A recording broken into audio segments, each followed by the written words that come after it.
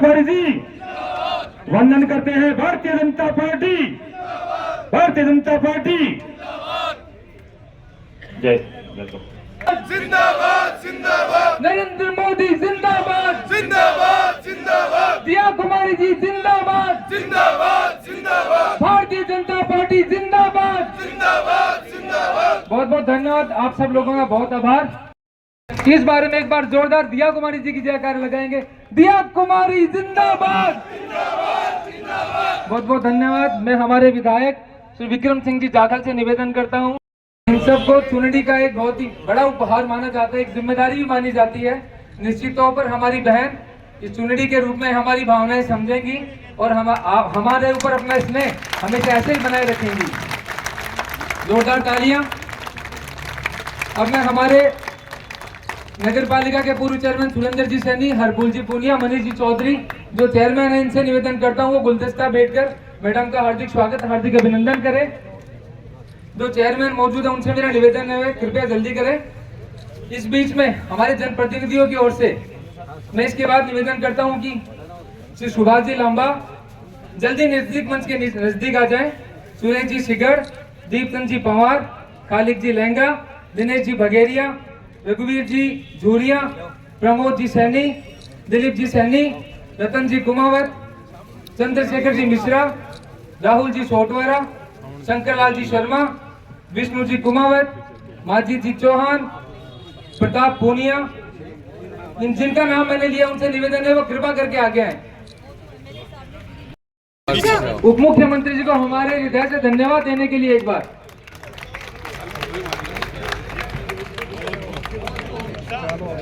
अब मैं नरेंद्र मोदी, भजनलाल शर्मा इस बात की है कि जिन्होंने नवलगढ़ को इतनी शानदार सौगात दी और कोई ज्यादा प्रयासों की आवश्यकता नहीं थी। जब भी मुझे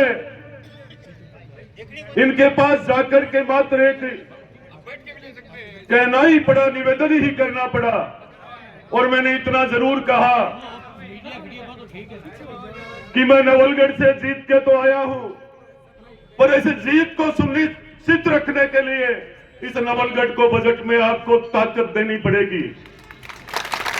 तो मैं आज इस नवलगढ़ की धरा पर आदरणीय हमारी श्रीमती दिया कुमारी जो वित्त मंत्री, उप मुख्यमंत्री, पीडब्ल्यूडी मंत्री और जो सबसे ज्यादा पर्यटक की आवश्यकता इस नवलगढ़ को है वो विभाग भी आपके पास है। महिला बाल विकास सारे विभागों की कोई कमी नहीं है, पर आज मैं आप सबकी तरफ से एक नवलगढ़ विधायक के रूप में और नवलगढ़ की 36 कौम की तरफ से आपका इस तरह पर तहे दिल से स्वागत और धन्यवाद करता हूं। धन्यवाद इस बात को लेकर करता हूं, आपने अपने कीमती समय में जाते समय आपने नवलगढ़ को समय दिया। नवलगढ़ की जनता की तरफ से और नवलगढ़ के विधायक की तरफ से आपका बहुत बहुत आभार और स्वागत करता हूं। साथ ही मैं ये कहना चाहूंगा कि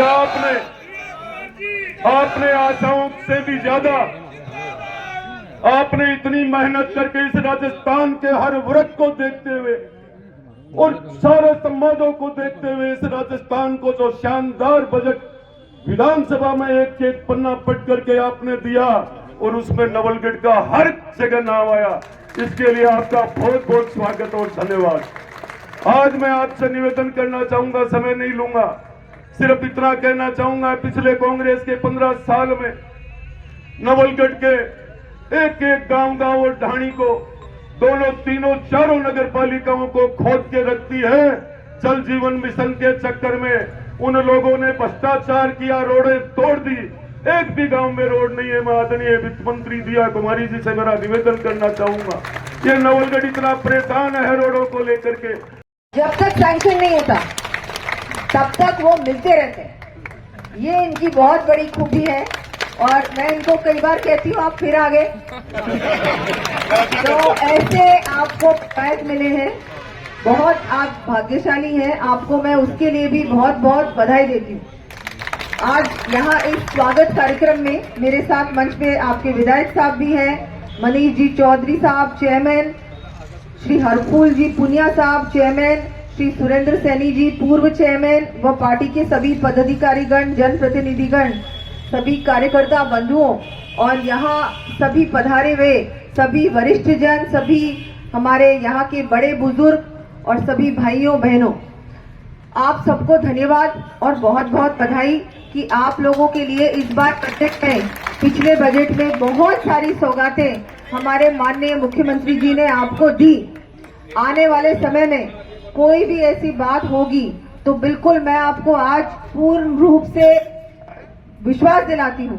मैं घोषणा नहीं कर सकती क्योंकि इस जिले में आचार संहिता लगी हुई, लेकिन मैं आपको पूरा आज आश्वासन देके जाती हूँ कि जो भी काम आप विधायक साहब के द्वारा मुझ तक पहुँचाएंगे, उन सभी कामों में पूर्ण रूप से प्रयास होगा और अगर प्रयास 100% होगा तो काम भी 100% होगा।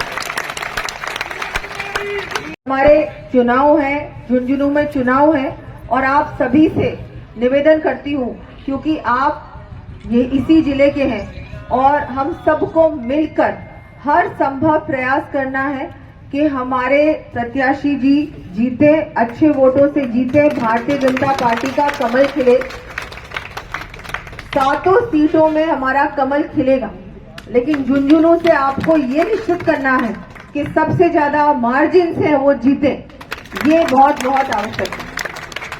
आज मैं वैसे चुनावी सभा के लिए आई हूँ तो ज्यादा समय तो अभी हम सबके पास नहीं है, लेकिन अगली बार कोई बड़े कार्यक्रम में, कोई उद्घाटन शिलान्यास कार्यक्रम में आप बुलाएं, क्योंकि उसमें मुझे आना बहुत अच्छा लगेगा कि हमारे ही कोई अच्छे बड़े काम जब धरातल पे उतरेंगे उस पे आना मुझे और भी अच्छा लगेगा। तो मैं आज अपने आप को ही निमंत्रण दे देती हूँ कि एमएलए साहब आप मुझे अगली बार बुलाना कोई बड़े कार्यक्रम में। मुझे लगता है बहुत जल्दी मैं आने वाली हूँ यहाँ पर। ये बुलाने का निमंत्रण आ गया है। हाँ, ये निमंत्रण भी आ गया है। वैसे एक ठीक है, बिल्कुल। ये आपने कब का रखा है? अच्छा ठीक है, तो मैं आपको डेट बहुत जल्दी बताऊंगी। और आप सभी को मैं एक बार फिर धन्यवाद देती हूँ कि आपने इतना भव्य स्वागत किया। एमएलए साहब को भी धन्यवाद, मंच को धन्यवाद, कार्यकर्ताओं को धन्यवाद।